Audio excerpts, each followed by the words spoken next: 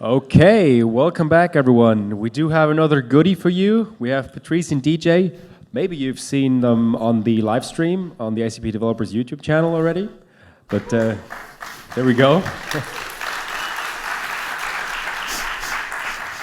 And they're here today to talk about abstractions and expressions.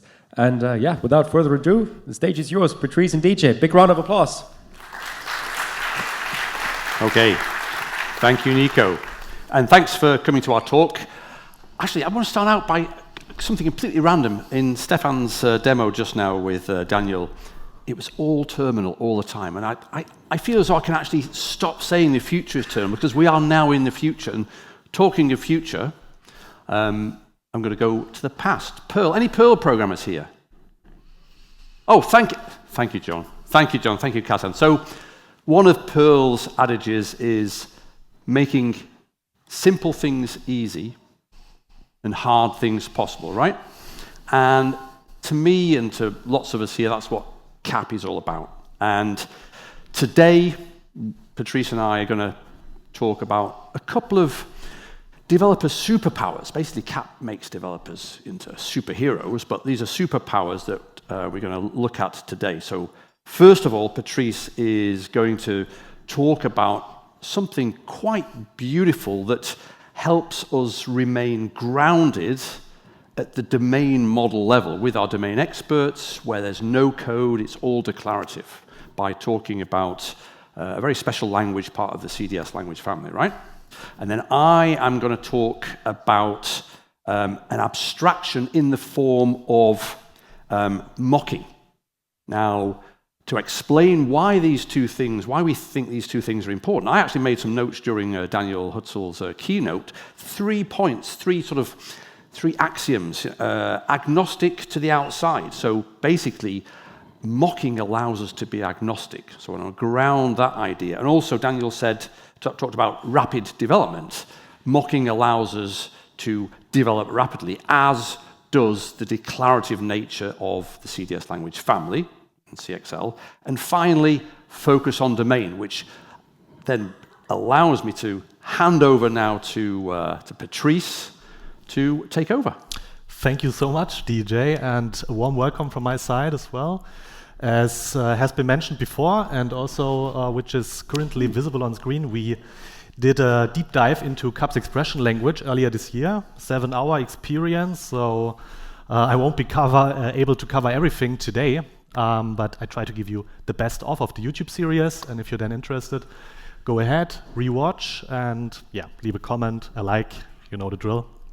And with that, I want to jump in by starting at looking at the CAP documentation real quick. I opened the language reference documentation because we need to sort out some terminology, which we will use throughout the talk, so that we're on the same page. Okay. So I navigated to the CDS section on the left-hand side. That brings you to the language reference documentation. And there you find the overview of the CDS language family. If I scroll down a bit, you see a bunch of abbreviations, and we will briefly cover them now. So first off, the first thing here we see is CDL, right? The conceptual definition language. That is everything you write in your model during design time, like entities, services, aspects, annotations, and whatnot. It always comes with its counterpart, CSN. We call it season, which is the in-memory representation of your data model during runtime in a JSON format. So more machine readable as opposed to the CDL model, right, which is made for you to understand or for your agents, whatever.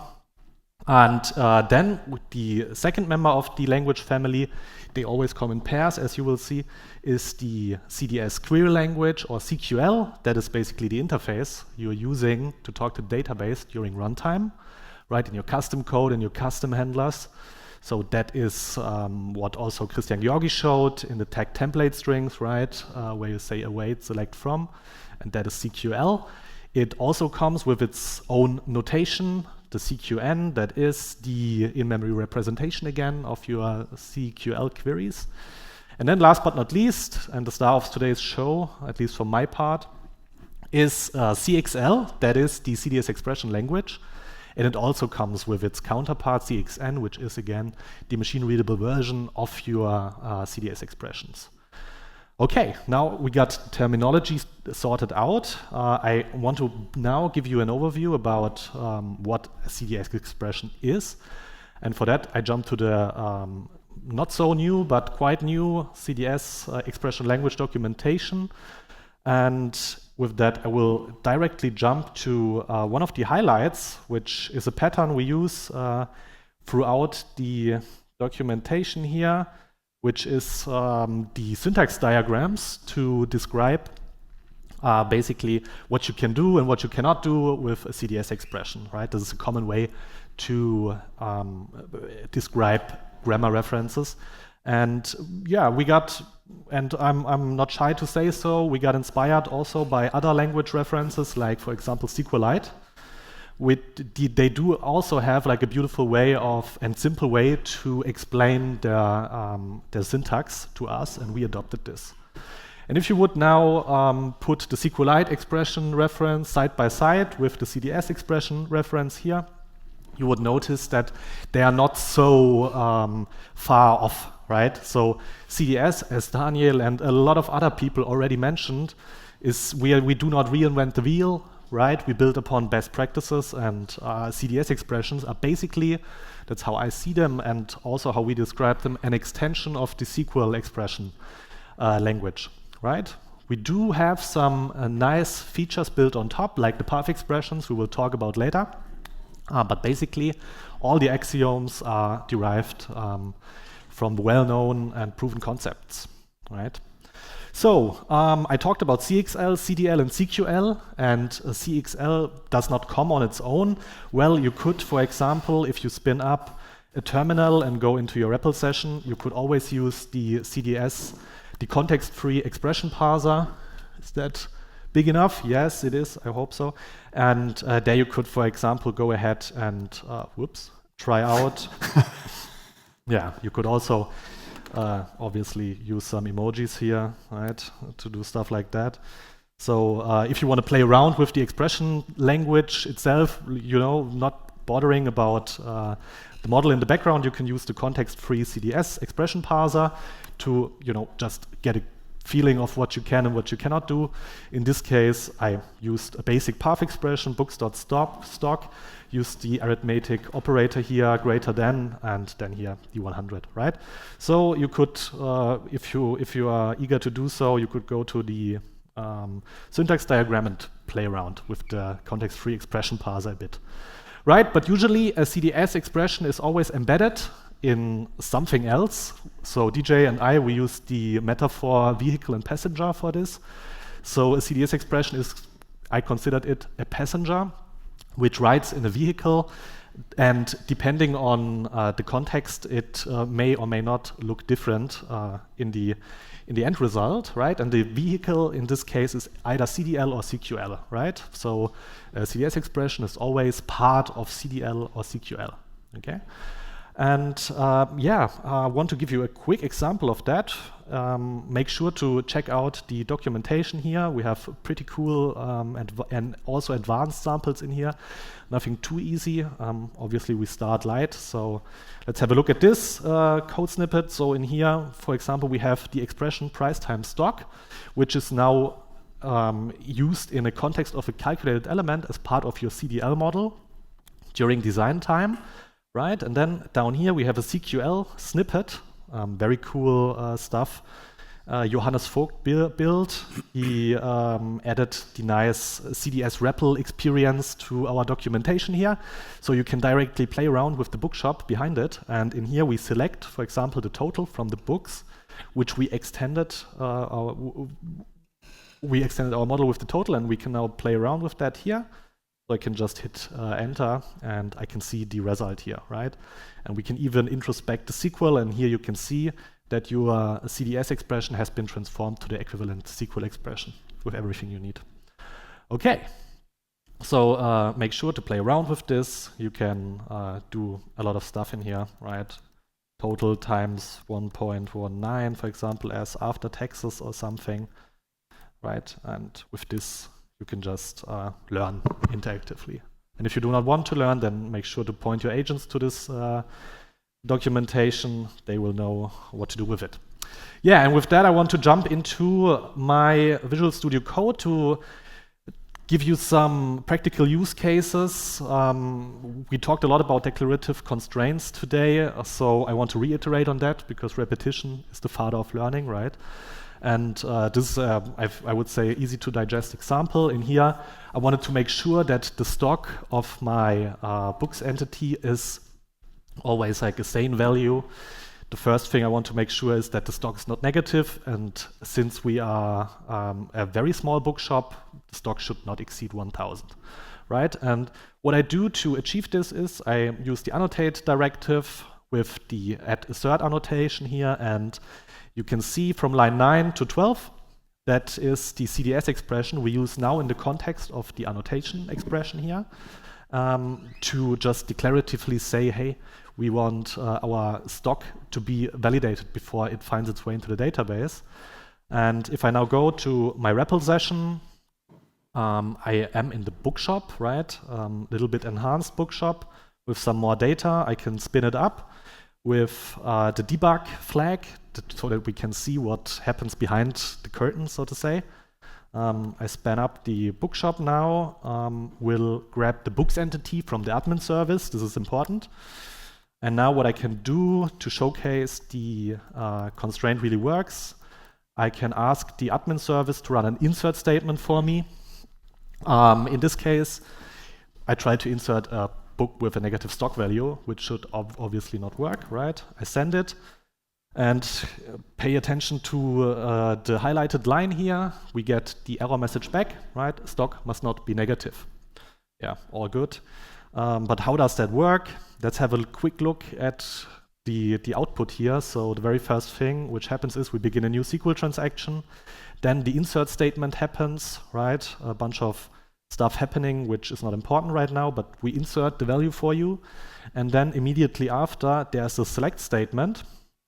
And if we go to my whatisgoingon.sql file, we can check what is going on. And in here, you can see your annotation expression has been transformed to the equivalent SQL expression, right?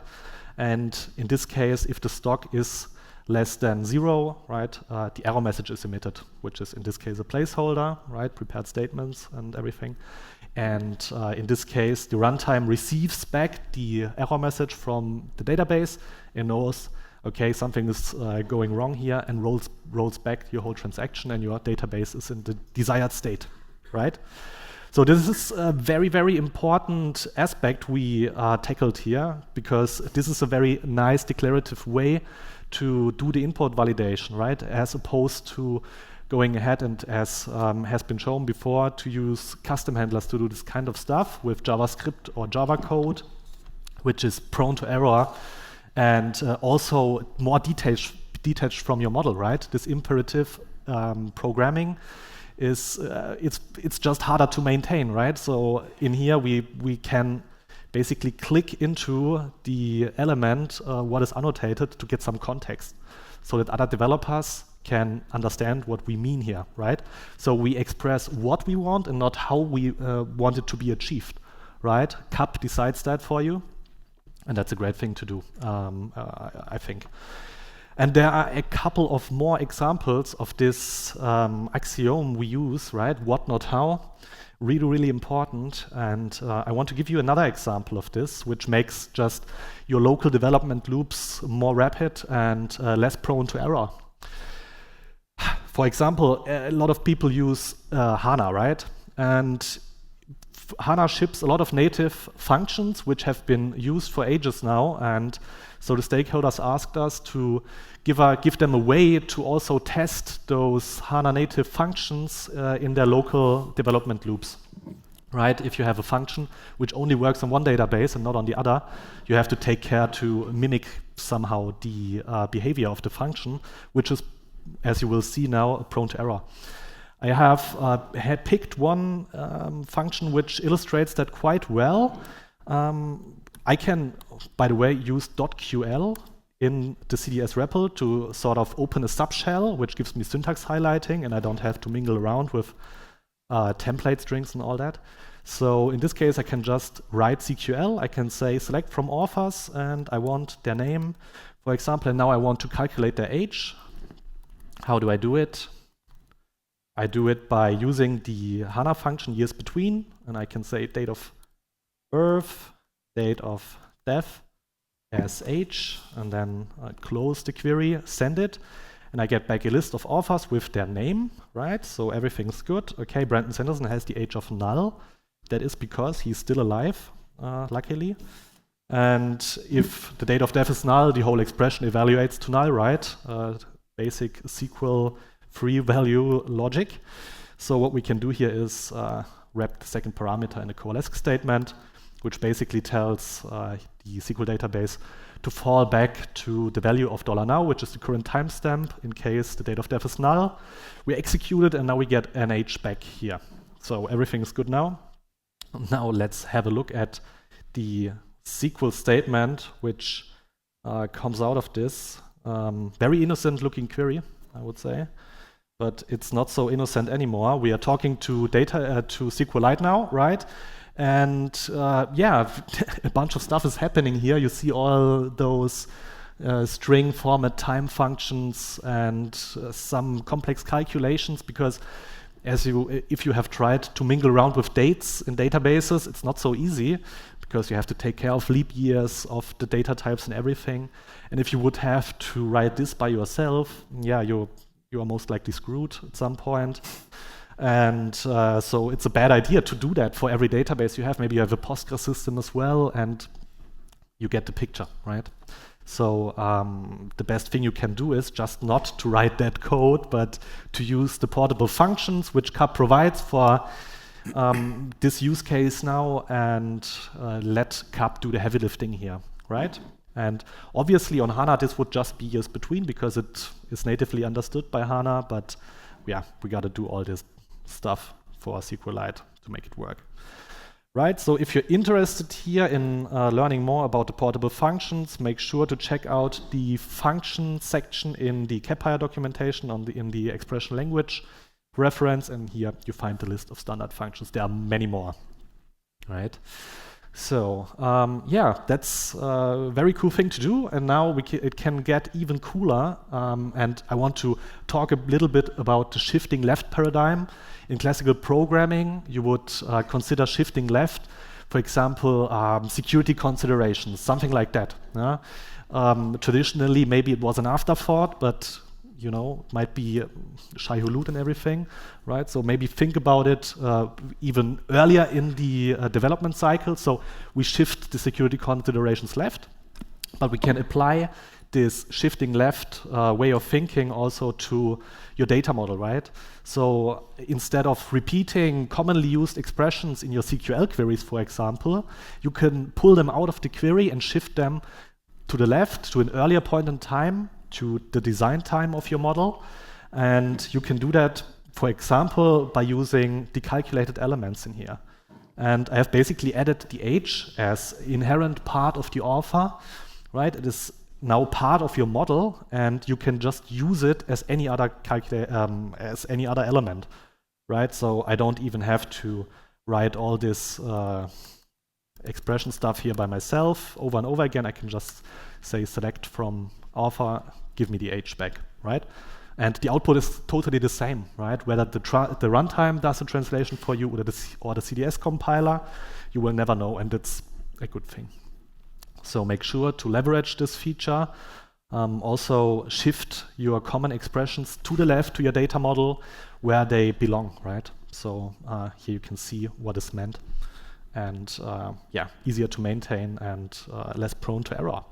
Yeah, you can see I've done that with a lot of expressions in here, but I want to now maybe talk about shifting left a little bit more. DJ, is it okay that I occupy 1 more minute of your time? Of course. That's great. So because shifting left was always like a CAP inherent feature, if you think about associations, right? Daniel always refers to associations as forward declared joins. I never understood that, to be honest, until recently. I always think of it now as a kind of ahead of time declaration, right? So you can basically declare the joins before you actually use them, right? For example, the author, right? It just sits here and waits to be used. And if we now go back to the REPL and I select from books, I can just, use the author as if it would be just another element, right? And what happens in the background? Obviously, CAP materializes this ahead of time declaration into a real SQL join. Okay, and yeah, you can even combine different features here with. Let's stick with the associations for a bit because they are actually the path expressions I was talking about. And yeah, you can even combine calculated elements with your associations, right? With your path expressions. Like this, for example, I can add a filter to an existing association. For example, in here, I want to have the non-seller, which is all the books which have been sold less than 170 times. Or no, sorry, where the stock is greater than 170 in here. And now I have I have declared my intent here, right? And I don't have to write the SQL join by myself. And if I now would go to the to the terminal, I can say now, okay, select from authors where exists non-seller, for example, right? And I only get the authors back which have, not sold so well. Unfortunately, let me maybe only select the name, and then you get a list of 2 back, right? And what happens under the hood? If you look at the SQL, we generate the right subquery for you. In this case, the join is a so-called exist subquery, right? We do a semi-join in here for you, and you get back a distinct list of authors in this case. Yeah. So I would encourage you to go to the YouTube series to dive deeper into this. We talked 7 hours in a very chill conversational format about it. Also make sure to read DJ's write-up on the sessions to just get inspired, because there's a lot of functionality hidden, and we really want you to leverage it and also give feedback. And with that, I want to hand over to DJ, who talks a lot about mocking and abstractions. Yeah, you always talk a lot, DJ. I know that. Actually, thank you. Thank you. So enjoy it. So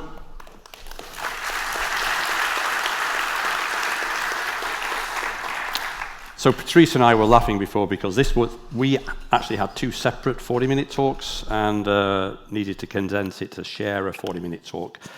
And I have a reputation for talking a lot.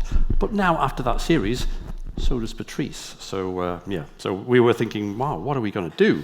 Okay, so I was actually making notes on your talk here, Patrice. It's actually amazing. So I made some notes because one of the things that stood out for me was what you most recently talked about, shifting left, staying declarative, staying at the model end of things, which also ties in or allows me to dovetail into what we're going to talk about next in the pair of superpowers, which is abstraction, mocking specifically, because it also allows us to not put off. In fact, you used this phrase. What was it? To don't let something be an afterthought. And I thought it was a really good way of explaining why we might want to use mocking. But I'll come to that shortly, because the yin to the yang of shift left is pushed down, and that's also a super powerful CAP philosophy, which we saw with the validations, which were pushed right down to the database, as are the forward declared joins, effectively. So we have the shift left and the push down. I mean, this talk is becoming a little bit philosophical, but hey, it's almost lunchtime, so it's okay. So, by the way, Patrice and I have written a blog post, and we published it about 5 minutes ago, so it's all live. So all the resources that Patrice has talked about and all the resources that I am about to talk about are all linked from here. So if you basically go to qmacro.org, and then you can find the top most recent post there. Everything's in there. By the way, we've got a QR code to share for the feedback as well. Okay, so what I want to talk about, as I mentioned, is something that you might have, how's that screen? Yeah, you I'm sure have done yourself before. Anybody here that was in the Code Jam, the CAP Code Jam on Monday? Okay, awesome. So some of you will, to some of you this will be familiar, but as Patrice also said, which I made a note of, what was it? Repetition is the father or mother, is the parent of learning. And that I think fits well into my small brain, because to repeat something kata-like, I think is really important. So going back to mocking, CAP allows us to shift left all the important parts that we might otherwise put off until it's too late. We all, I'm sure, have used and therefore know about mocking of data, stick stuff in CSV files, have it automatically loaded, or even JSON files for that matter. If you've been to the Service Integration Code Jam, you'll know all about the mocking of remote services, which is also pretty awesome. There's a link here to mocking of auth and messaging, and where is the list here? Remote services and data. So there's a blog post on each of the 4 mocking approaches or mocking facilities. The one I want to sort of work through as a kata first in the remaining time is authorizations, because also we can learn a little bit about authorizations and the features just by going through something like this kata. So I've got just a little setup here. Is that looking okay? Yeah, it's a good size, which is good. So simplest thing that could possibly work. I know you know I use that phrase a lot from Ward Cunningham, being creator of the wiki. I've got a really simple north wind, north breeze style service up here, for example, and it's just got a schema and a main service, which looks like this. Okay, it's all fine, and I'm running it over here. That's fine as well. Now, by default, when we're in our local loop, our fast development cycle, design time mode, if we have a look at the effective environment for the authorization, requires dot. We can see, in fact, let me make that full screen, we can see that the default authorization strategy, it's called, or mode, strategy is mocked or kind. And the mocked strategy is exactly what we probably want without even realizing, in order to be able to start thinking about shifting left the whole important work at the domain model level of saying, well, we want to restrict this, we want to protect that resource, and so on. So the mocked strategy with the default users, that's part of the mocked strategy's makeup, is a great way to start sort of shifting left, thinking about not putting off authorization, not making it an afterthought. So let me just zoom back in again. The mocked strategy is actually just a basic strategy, but with extra users, but with these predefined users. So in order to sort of start from scratch, what we'll do is we'll specify that we want the basic strategy. I know that Martin is looking at me very intensely. We had a really good conversation on Monday in the Code Jam about this very thing. So I'm going to actually, I hate writing JSON, so I'll write YAML. Requires auth kind basic. Okay, so I'll save that in my sort of one of the many files that goes together to make this effective environment. I'll restart this with debugger equals basic, because actually the basic strategy module does emit some log lines, which is quite cool. So I'm going to start that there. Okay, so far so good. And what I'll do is I'll say curl, because I love curl. -i says just show me the response headers in the output. I'll go for localhost 4004. I'm amazed I didn't type lolcat host. I always type lolcat host when I'm doing things live. Main, because it's nice and short, and just go for product 1, for example. That works fine, because also out of the box, when we're not in production mode, of course, everything's open. I think we might have seen in that zoomed out part, protect all services false, okay? So let's now add, with a little snippet, requires. Let's add a requires, okay? And can anybody shout out what this authenticated user is? Excellent, a pseudo role, exactly. So we have actual roles and pseudo roles. So we now, the CDS, the CAP server is restarted. Let me try that again, and of course we get a 401. You haven't provided any sort of identification. So let's now add a user, okay, to this really nice bit of configuration here. Again, you all know this, but I think, well, at least for me in my small brain, to do this multiple times helps me think about this sort of thing from multiple different angles. So if I say users, and let's create a user called, well, let's call it Daniel. And let's give him BDFL role, obviously. I'm just making this while I'm going along. BDFL role, there we go. Anybody shout out what that stands for? Thank you, John. Benevolent dictator for life. Okay, perfect. So now, if I authenticate with Daniel, I feel committing blasphemy by logging on as Daniel. But anyway, there we go. We'll just do it amongst friends. I can therefore authenticate. Okay. Now, if I were, for example, to want to go a little bit further and protect this product's entity, I've got another snippet here, a restrict snippet. Okay. Now, the restrict snippet is a little bit more involved, but as we'll see, and if I don't do it, remind me, shout out. The restrict annotation is at the heart of all the other styles of access control annotation, including requires and also including read-only, which we'll find out about. Okay, so I've now said write access to the product's entity requires buyer role. Okay, so obviously, if I were to say, for example, let's just do a deletes, x deletes, use the HTTP method delete as that. What's going to happen? We get a 403, not a 401. We've identified ourselves as Daniel, but we don't have the appropriate authorization. Okay, so what we can do instead is we can add buyer to our list of roles here. Of course, you could maintain this in different ways in a .env file or in a JSON file. I mean, who likes writing JSON by hand? Not me. So YAML is really nice. Thank you. Thank you, CAP team. So now, if I try that, it should be fine. 204, no content. Excellent. Let's just check that product has actually disappeared. Let me just read that product back.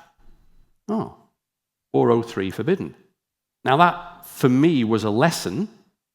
So I went back to CAPIR, because I do read CAPIR sometimes as well.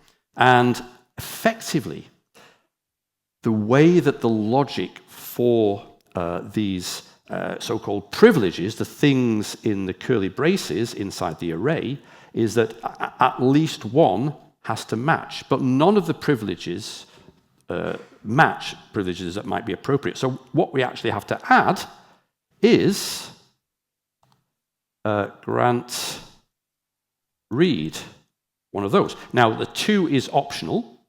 Okay, so basically grant read to anyone. So hopefully now that works. So we've learned a little bit about how authorization works. We've learned a little bit about how the configuration for our either our basic strategy works or how the mocked strategy works.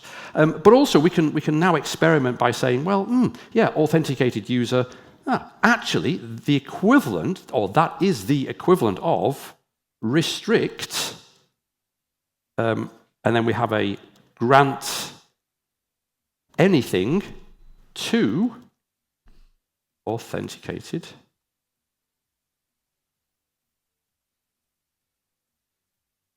So that's the same thing, by the way. Okay. How many people have used mocked authentication and used that to shift left the thinking about authorization? Brilliant. Well, I'm preaching to the choir, which is good and bad, I suppose. Anyway, okay, so 5 minutes left. Nico, there's 5 minutes left.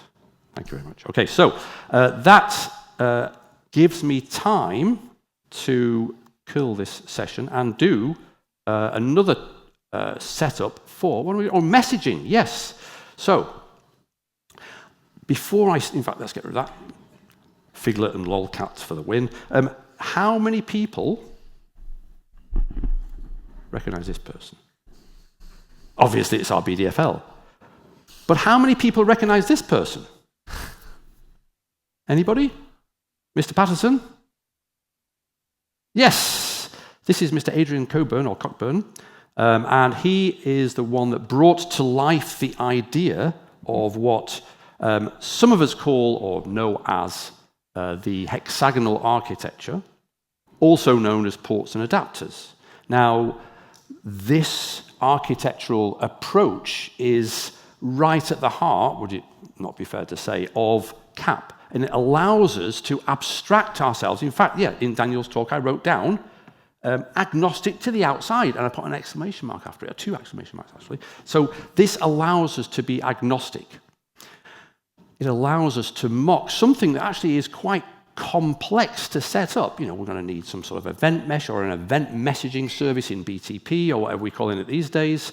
We need some service bindings and blah, blah, blah. No, we can put all that off. We can put all that, shift that right, and shift left mocking using an affordance given to us by the CAP team, which is file-based mocking. So as an example, I've just got here set up again, the simplest thing that could possibly work. So in the top left, I've got an emitter. So the idea is that messaging is all about asynchronously sending messages and obviously asynchronously receiving messages. So I've got on the left-hand side, the 2 left-hand columns, in fact, the only code that really exists for the emitter.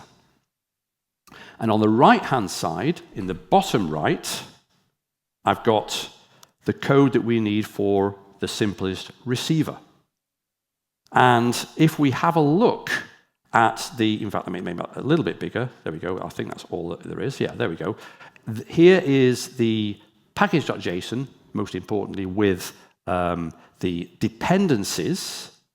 I've got a dependency on my emitter service. And I'm doing this via if I have a look at this here, all I've got in the top is a package.json,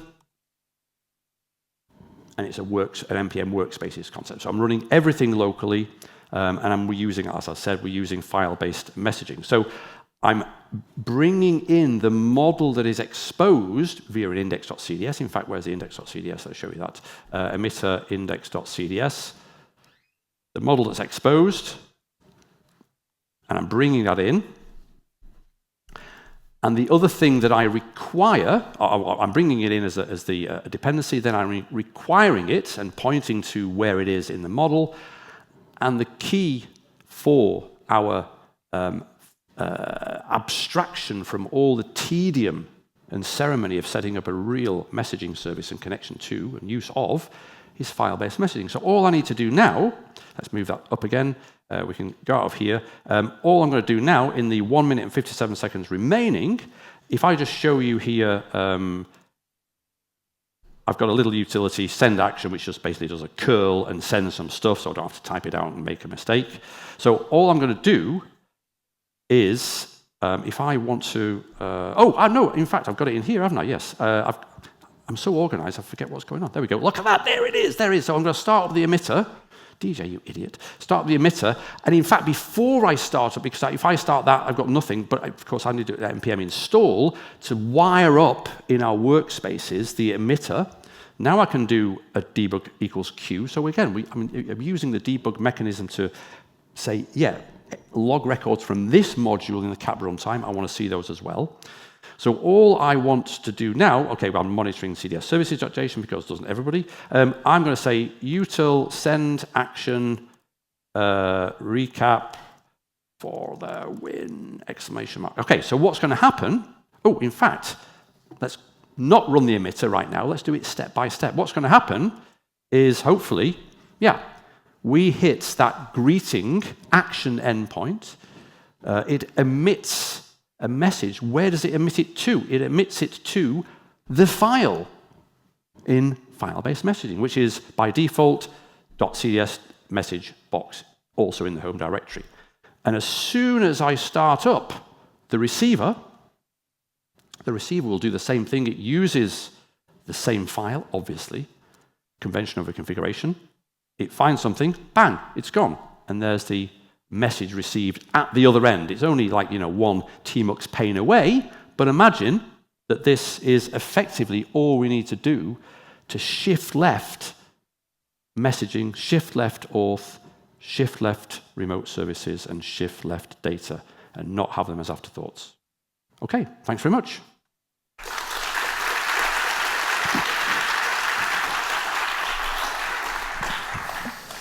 All right, fantastic. Look at these guys shaking hands.